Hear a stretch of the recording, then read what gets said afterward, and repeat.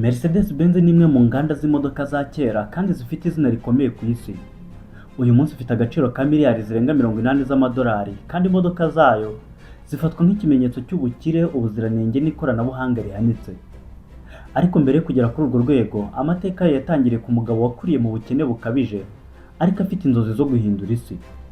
Uyu mugabo ni Karl Benz wavukiye mu mujyi wa Milberg mu Budage mu mwaka w'1844. Se umubyara yari umushoferi wa gari ya moshi, ariko kari akiri muto se yarapfuye asiga umuryango mu bibazo bikomeye by'ubukene. Nubwo ubuzima bwari bugoye, nyina yakoze ibishoboka byose kugira ngo umuhungu we abone amashuri meza. Njye nitwa Joshua Mutuyimana, iyi ni Top 250.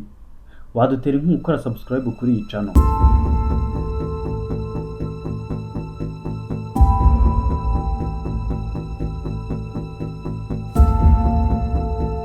Karl yagaragaje ubwenge budasanzwe akiri umwana, cyane cyane mu by'imashini n'ubumenyi bw'ibitabire chemistry.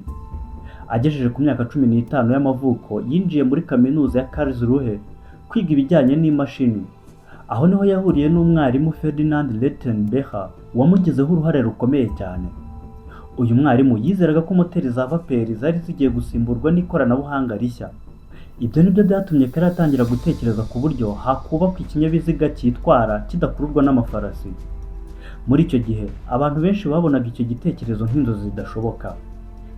Nyuma yo kurangiza amashuri, Karl yamaze imyaka 7 akora imirimo itandukanye kugira ngo yunguke ubunararibonye. Mu 1871, afatanyije n'umukanishi witwaga Augustin Ritter, bashinze uruganda rukora ibyuma n'imashini mu mujyi wa Mannheim. Icyakora ibintu ntibyagenze neza nk'uko bari babyiteze. Ritter ntiyari umufatanyabikorwa wizewe, kandi ubucuruzi bwabo bwahuye n'ibibazo bikomeye. Muri icyo gihe Karl yamenyanye n'umukobwa witwaga Bertha Ringer wakomokaga mu muryango ukize. Bertha yabonye ko Karl afite impano idasanzwe ariko iri kuburizwamo n'umufatanyabikorwa we.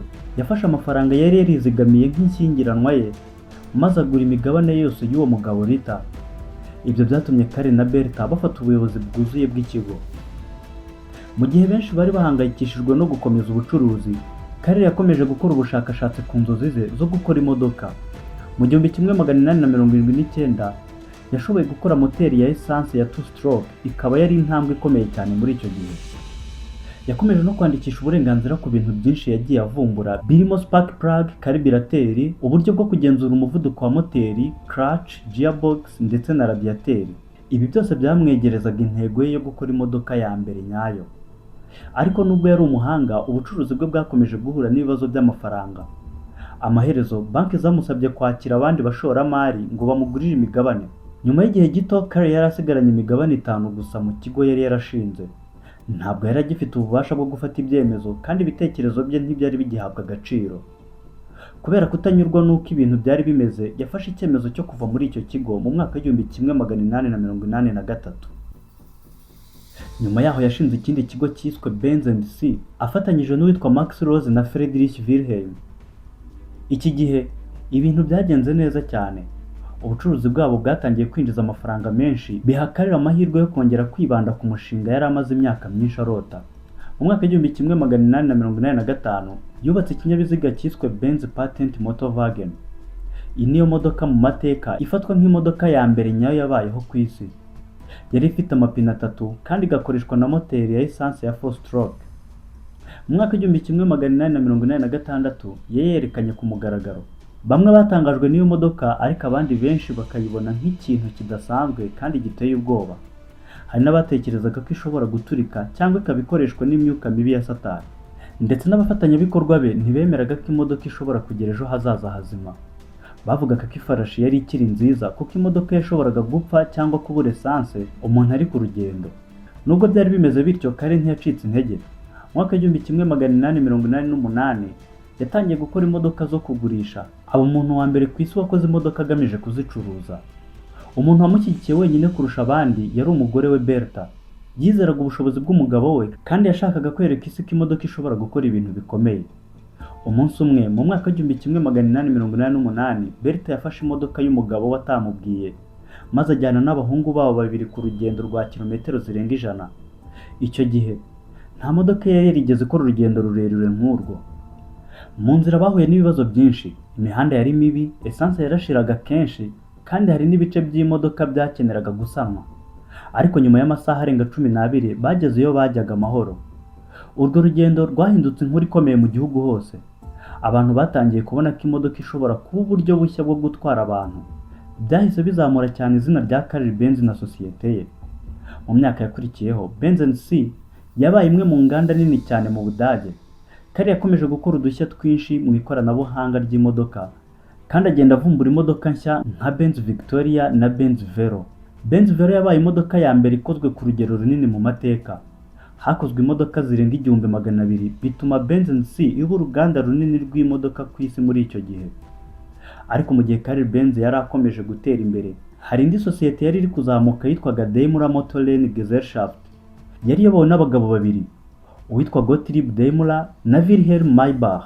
Mu mwaka w'1901, Maybach yakoze imodoka yitwaga Mercedes 45 HP.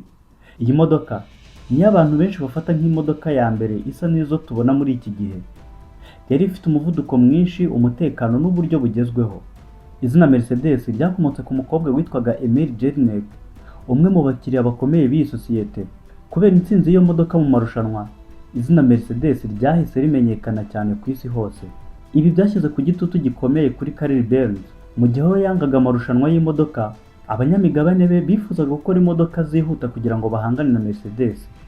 Nyuma y'imyaka myinshi, Carl yavuye mu buyobozi bwa sosiyete ye, ariko nyuma y'icyo gihe, imodoka za Benz nazo zinjiye mu marushanwa kandi zitangira no kuyatsinda, byongera kuzamura izina ry'icyo kigo. Mu mwaka w'1924, nyuma y'ibibazo by'ubukungu byatewe n'intambara ya mbere y'isi, Benz na Daimler bemeye gukorana. Mu 1926 bahise bahuriza hamwe ibikorwa byabo bashinga sosiyete yitwa Daimler Benz. Nibwo havutse izina Mercedes Benz. Iyi sosiyete nshya yahise bimwe mu zikomeye cyane mu gukora imodoka zihenze kandi zifite imbaraga.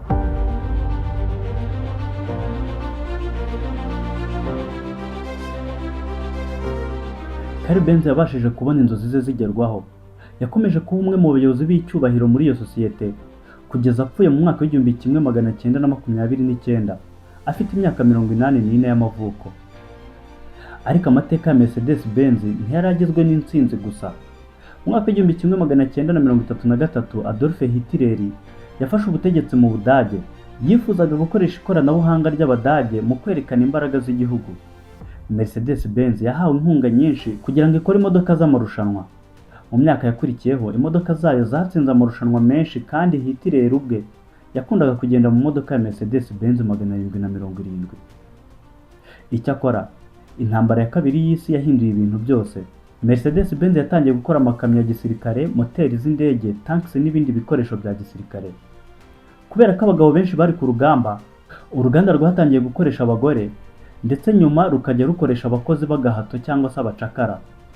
Abo bari imfungwa z'intambara, abaturage bashimuswe, ndetse n'abafungiwe mu nkambi z'abanazi. Bakoraga amasaha menshi mu buzima bubi cyane. Benshi bishwe n'inzara, indwara n'ihohoterwa. Mu 1944, hafi 1/2 cy'abakozi bose ba Daimler Benz bari abakozi b'agahato.